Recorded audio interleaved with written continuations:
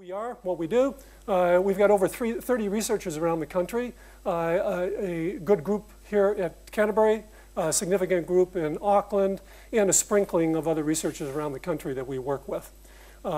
We do public good research. Our core funding comes from the New Zealand Natural Hazards Platform via an MBIE contracts, and we've been at this for 10 years. So well before the earthquakes, we were looking at organizational resilience, what makes organizations tick when they face trouble. And that's what we're going to be talking to you about tonight. We also have funding from various projects from other sources in New Zealand, and have a significant number of international collaborations in Australia, US, Canada, the UK. We're France. They keep popping up, people letting us know they found our stuff, which is nice. That's our website at the bottom if you're not familiar with it. If what we have to say tonight whets your appetite, there's plenty more there for you to chew over as well on our website. Why do we do what we do? It's just a photo really, but the purpose is to indicate this, that organizations have an impact on our communities. Organizations are the ones who provide our employment. They provide virtually all of our services and goods. When things are going well, they provide places for us to congregate. When things aren't going so well, I can give you a specific example. And, many of you may have come across the SARA, Canterbury Earthquake Recovery Authority's well-being survey. And they've been running this survey sort of every 6 months or so for the last 18 months. And one of the things they found from their first survey, they asked people, what has been the most helpful to you in terms of your own personal recovery and dealing with the aftermath of the earthquakes? And the things that they said were friends and family and my workmates. Those were the two top things. And so workmates make a difference. They give people a sense of purpose. They bring money home, which is nice. They provide places to congregate. And probably to underline it all, to say this, that organizations that are resilient are part of the solution when there's real trouble, rather than part of the problem. And we think that's pretty important. Over these last 10 years, we've developed a model that helps us think about organizational resilience and helps organizations become more resilient. That's our definition. It's the ability to survive a crisis and thrive in a world of uncertainty. So resilience isn't just about earthquakes and tsunamis and share market crashes, although it's about that. But it's also about the day-to-day, because the reality is we only become good at what we practice. How many of you know that's true? But if you only get a disaster like an earthquake every 2,500 years, that's not a lot of practice. And so organizations need to find ways of practicing resilience that can be beneficial to what they do today. They can make a difference to the way they treat their employees, make a difference to their bottom line, the way they deliver services to their customers. And they can build resilience day by day in order to put them in a position where they're future ready. They're ready for trouble in the future and able to deliver high quality today. Our model consists of these three sort of high-level attributes: leadership and culture, networks, being change ready, and they're involved with one another, so they don't stand alone. Each of them interact with one another. We've got 13 indicators. I won't go through them in detail, but the one thing I will tell you about these indicators is that they're intended to be leading indicators. What that means is they're intended to allow you to look and see how will the organization do in the future, rather than what sometimes we're referred to as lagging indicators, which are things that you look over your shoulder and say, that's how I have done. I made so much money last year. We won this award 5 years ago. Those sorts of things, which are nice. They're probably somewhat useful, but they're not particularly helpful in telling you how you're going to perform in the future necessarily.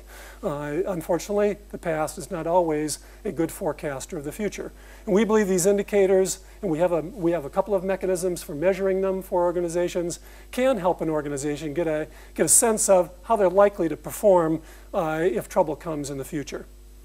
Canterbury earthquakes, Eric and I both live here, so we're not imports. Oh, you might have thought something otherwise. Some of you picked up from my accent that it's not quite your typical Kiwi accent. I have lived in New Zealand for a very long time, since the 1980s. Sorry, didn't manage to lose my accent along the way. From Detroit originally. No earthquakes in Detroit. Drive-by shootings, yes, but no earthquakes. And so we've been through the earthquakes just like most of you have been. And we know the impact on people's psyche, on your families, on your businesses, on the people that you know and love. And it's been a concern to us as it has been to you. During this time, especially since the earthquakes, we've had quite a few research projects going on here in our local area to find out how well organizations are recovering. Is their recovery, what's it dependent on? Our theories about resilience, do they actually matter when the chips are down? And so we've been discovering some things about that. We've got probably dozens of projects, smaller ones through to some quite large projects going on in the Canterbury region now. And we will touch on some of them this evening amongst some of the things that we've learned along the way. So there will be a handful of big picture highlights, but if we were to try and tell you all about all of the projects we're doing, yeah, we'd be having breakfast together at least tomorrow without having stopped, I think. Of course. No, we're going to keep it to the hour. Don't you worry about that. So what can we tell you? I'll give you a bit of a brief overview, and then I'm going to turn it over to Erica, and she'll fill you in with some really important principles. So first of all, styles of resilience is something that we published in a UK journal a couple of years ago. You can see the planned and the adaptive aspects, which we think are really important for organizations, and 4 different styles. So you've got those organizations that aren't particularly resilient. We call that latent resilience. We thought we'd be nice instead of just saying lousy resilience. So there's potential, and we believe everyone does have potential. Any organizations have the potential if they'll approach it in the right sort of way. We've got planned resilience, which means they're well planned. Many large organizations that fall into that category. We have ad hoc resilience. They're probably not very well planned, but they're pretty agile. They're quick on their feet. We think the combination of being well planned and being very adaptive is the best place to be. And just a few of our case studies, you can see how they place. We've got a panel beater. I think Erica may mention that one later on. Quite resilient, relatively small organization. We've got a CBD restaurant. You can see they're at the opposite end of the spectrum, not totally, but not in great shape. Small tertiary school, sort of relatively well planned for a small organization, but not very adaptive. An IT retailer, pretty good in both categories, not fabulous, but pretty good. A hair salon, amongst our best of the small organizations. And I could show you another diagram like this with larger organizations, but those are some of the ones we may touch on. Another way of looking at this question of resilience is we're a recovery lens, and that's the state that Christchurch is in right now, the Canterbury region.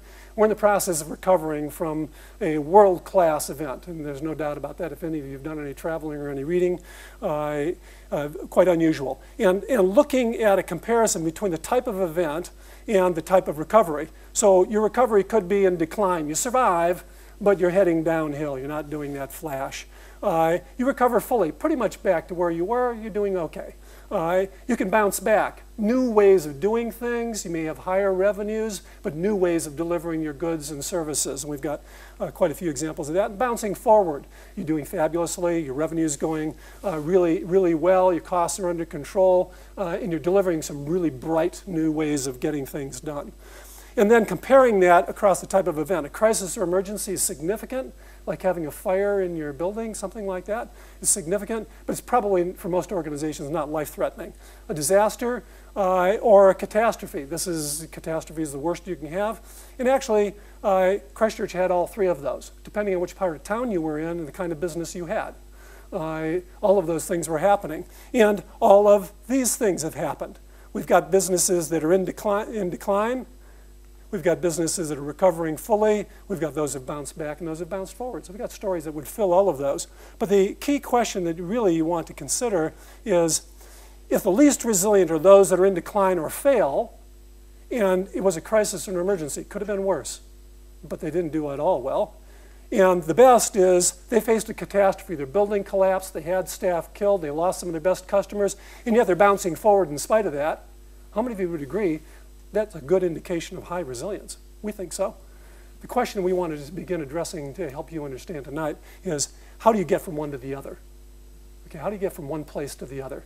So if you're down in the bottom, that doesn't mean you have to stay there. I say you, proverbially. Some of you are business people, others of you know people who run businesses or work for businesses. And so how do you get from one place to the other? That's the question we're going to answer. And I'm going to turn it over to Erica from here to to pick up and talk about some key principles for building resilience within your organizations. Excellent. Thanks, John. Well, it's nearly the end of the year and it's the time of year for New Year's resolutions. So I'm going to give you 7 New Year's resolutions that I would love every single one of you to make. If you work in an organisation, if you own an organisation, if you know someone who does, give them these tips. The first one is that you need to foster resilience as a strategic capability for your organisations. Resilience isn't a nice to have. Resilience is going to be a necessity for every organisation, be it large or small. And this is the reason. Just have a think about this statistic. Within a 5-year period, what percentage of global 1,000 organisations, so 1,000 of the largest organisations in the world, experienced a 30% drop in their share price over the course of a week? So in other words, they had a pretty significant crisis that plummeted their share price by 30%. Oh, the answer? 40%. That's a staggering statistic. Crises are not rare. Crises are not unusual. Crises are actually going on all around us with all of our organisations. Just listening to Fonterra today with their annual meeting, they were talking about 3 different crises that they'd experienced just within the past year. The good news from this statistic is that those organisations that managed their crises well came out of that crisis with a share price that was higher than they went into it. There are opportunities out there for organisations that grab hold of their resilience, that manage it proactively as a strategic asset of the organisation, and those are the organisations that will do well. If we think of what our world is going to be like over the next 50 to 100 years, you know, we've got radical changes that are going to be happening within our business operating environment. Think of the opportunities of big data. Think of the challenges of climate change. Change and uncertainty is the new reality for our organisations. And if you can position your organisation to be able to cope with change and uncertainty better than all of the others out there, then your organisation is going to be one of those that do well. Have the ability to thrive in an environment of change and uncertainty. Don't try and stop the wall of water. Learn to surf it. The second New Year's resolution I'd like you to think about is to rethink how our organisations plan for disruption. Trust me, you do not want to be this.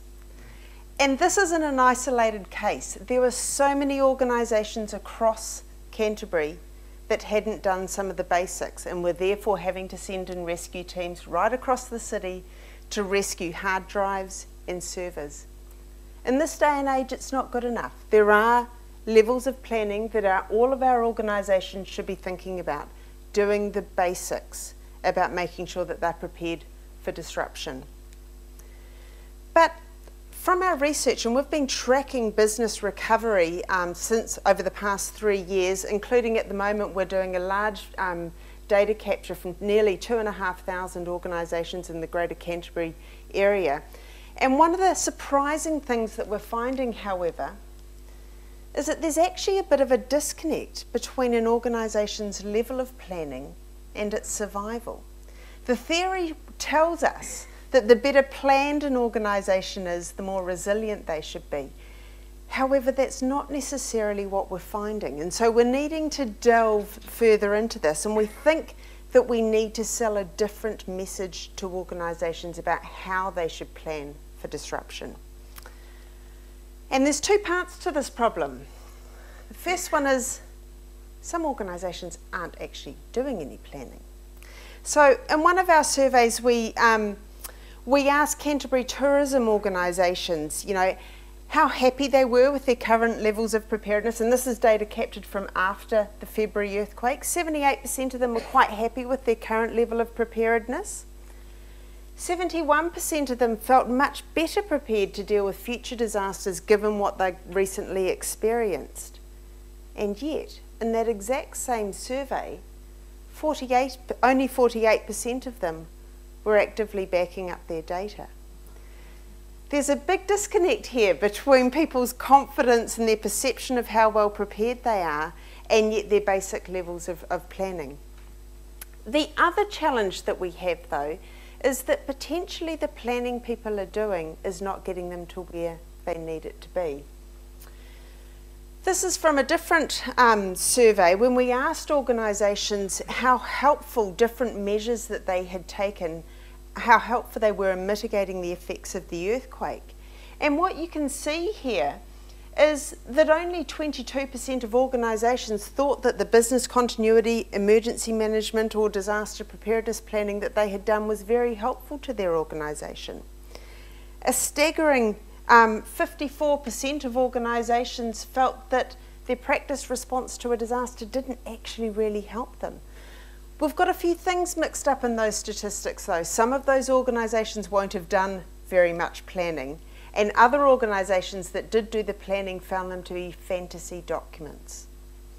Their planning did not at all match the reality.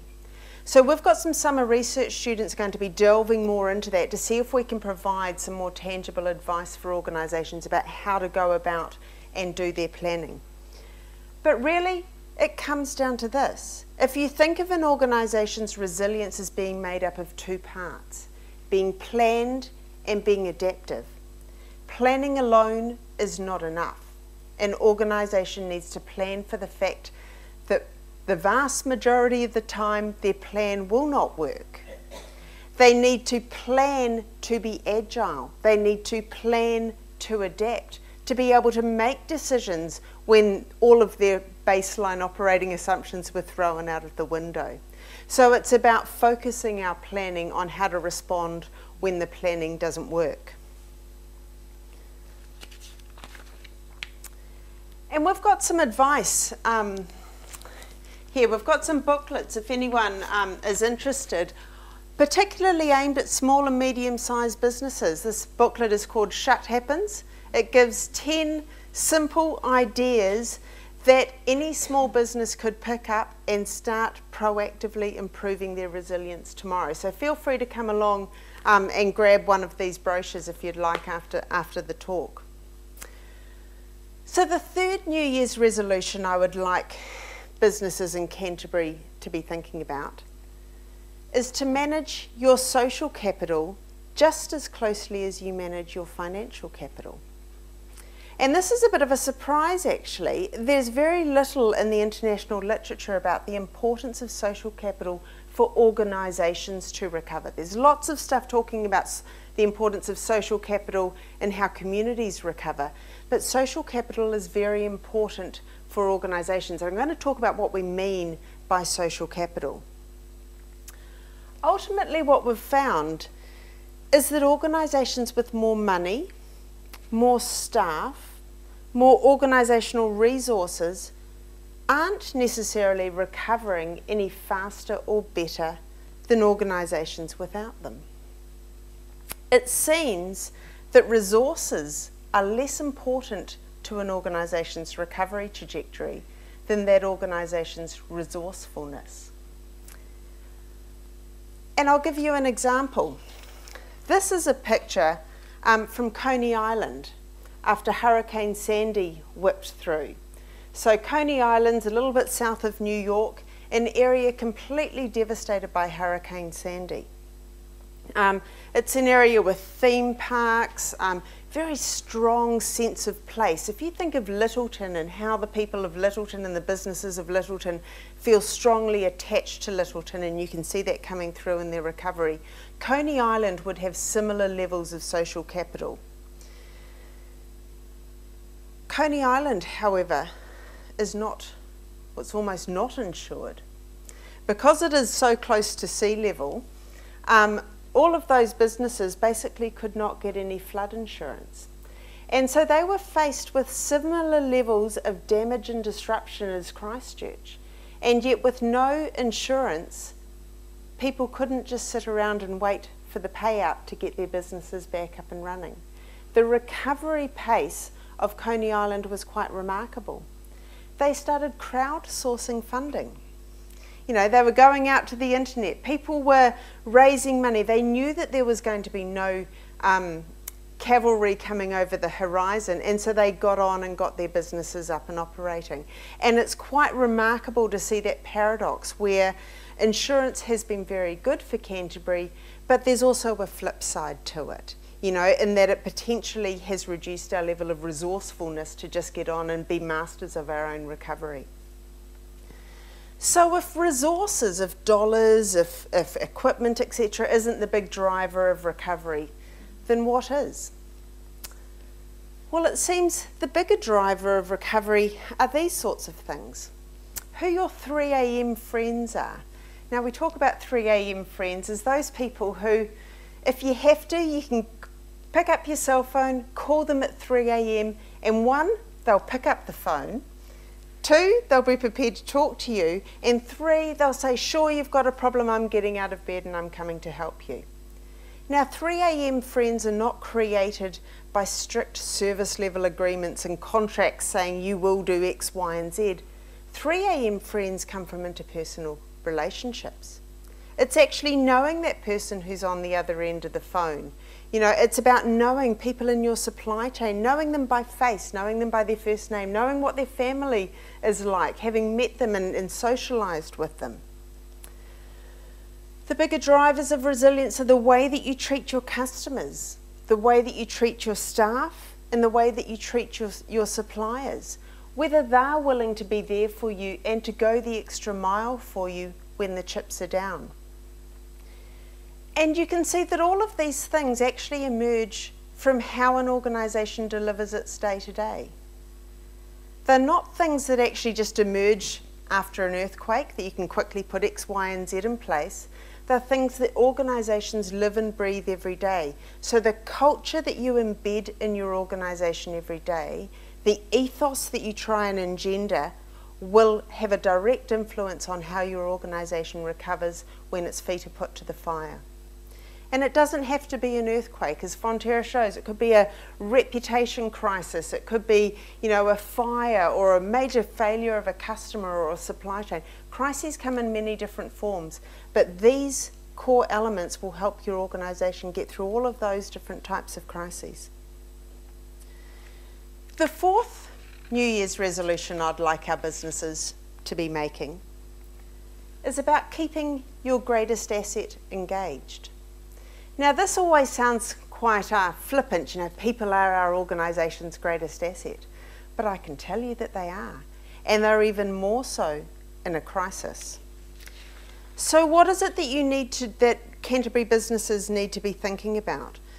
And when we talk about resilience, one of those top indicators that John talked about in our 13 indicator model is leadership.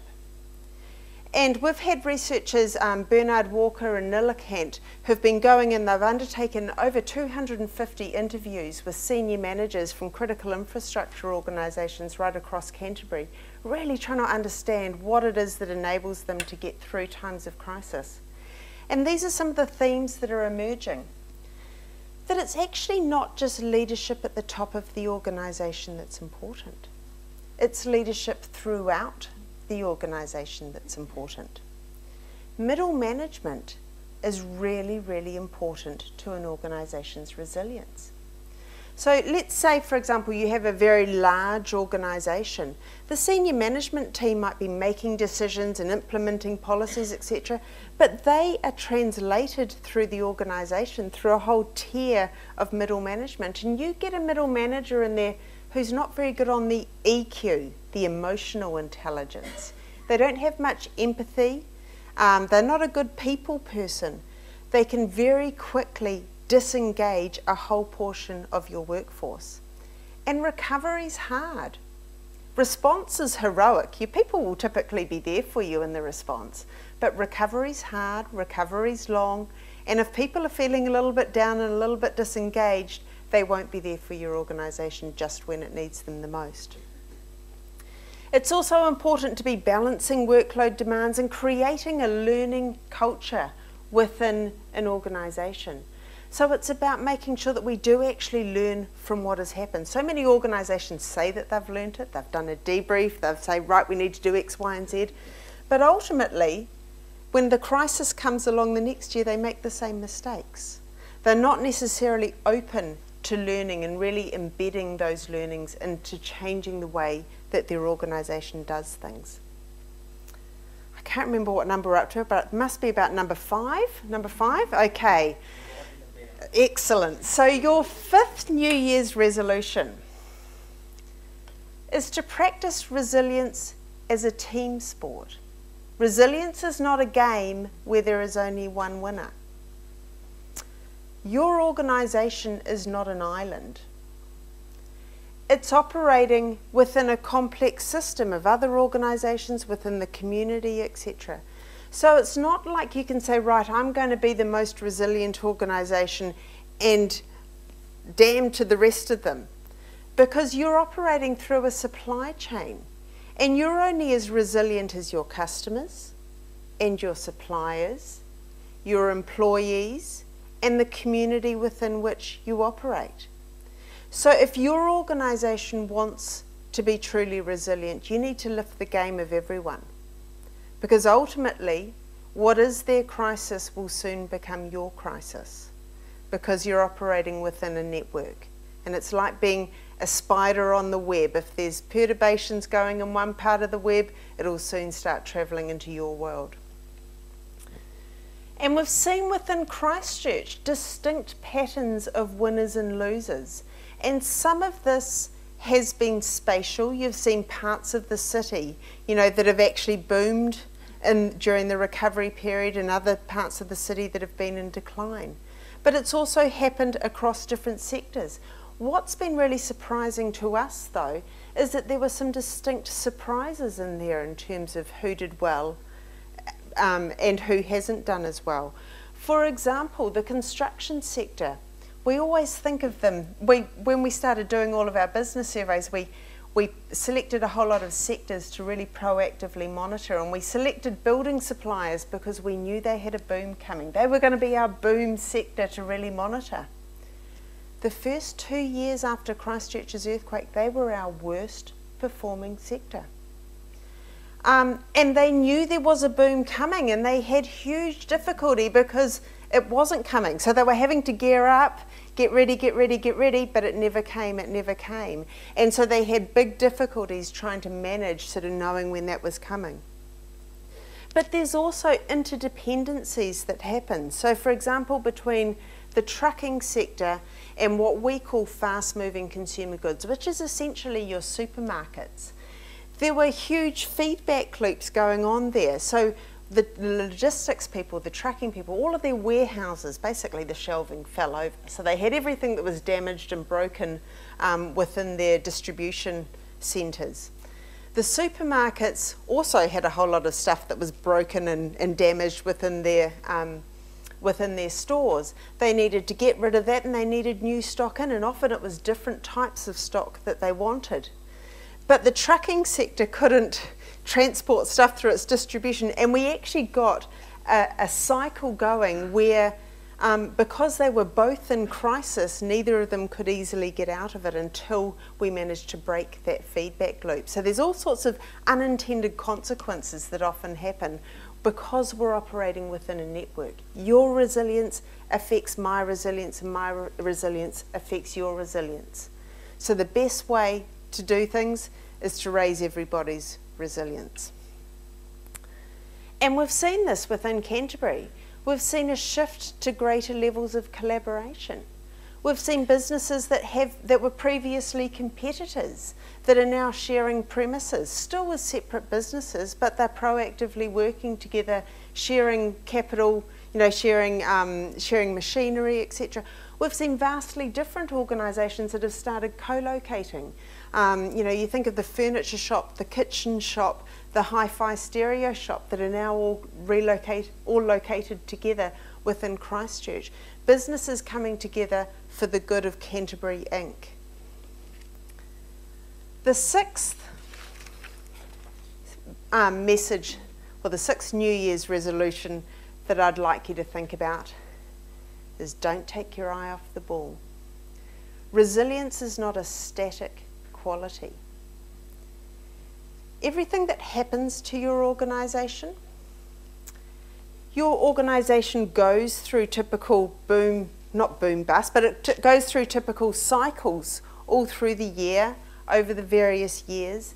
And all of these things affect your organisation's resilience. And this is why it's so important to have leading indicators of resilience, so that you can get a sense of how your organisation is tracking, because it might have been highly resilient last year, but you might have lost a key employee, might have had a major wage dispute with some of your employees. All of these things will have affected your organisation's resilience. And to give you a sense of that, this here is a picture of the level of resilience of different sectors that we started tracking immediately after the September earthquake. We thought that was going to be our only event, so we started tracking businesses immediately after the September earthquake. This is the resilience measures for those same sectors after the February earthquake. A significant degradation in their level of resilience. About a year later, after the February earthquake, so April 2012, you can see that some of our sectors have rebounded in their level of resilience, but other sectors are still struggling to get back to their pre-earthquake levels of resilience. If you think of resilience, it ebbs and flows like a tide. And you almost want to think about it in terms of sand dunes. You know, we build up the sand dunes over time, and they provide us with a buffer. But the more and more storms we have, they can erode that buffer over time. So although your organisation might have started highly resilient, the more hits it gets, slowly it will start to erode that resilience. But the good news is that we can build it back up again, and we can learn from those mistakes. And if we're doing really well, we can actually start rebuilding it faster and better than it was before. The last New Year's resolution I'd like you to think about is to look beyond the risk and see the opportunities.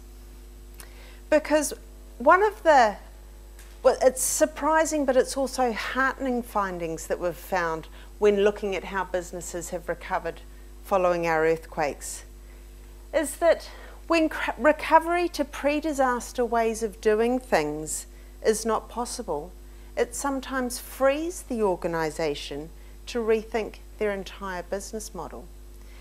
And there have been many organisations that when we've been tracking them, we go back and we visit them and we talk to them, we see where the business is heading. And ones that we thought were dead in the water, we thought next time we go back and see them, they won't be there anymore. Some of these organisations have transformed and have used the organisations as a launch pad and have become far more successful organisations now than they ever were before the earthquakes.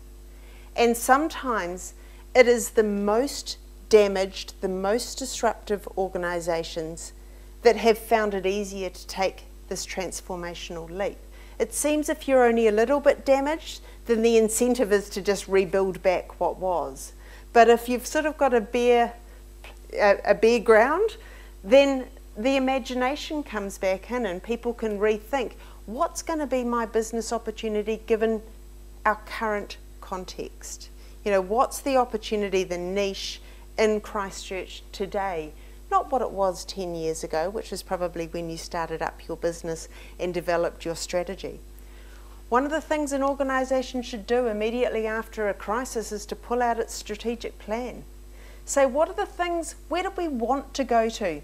Can we leapfrog to there rather than taking 5 to 10 years to get there? Can we do it next year?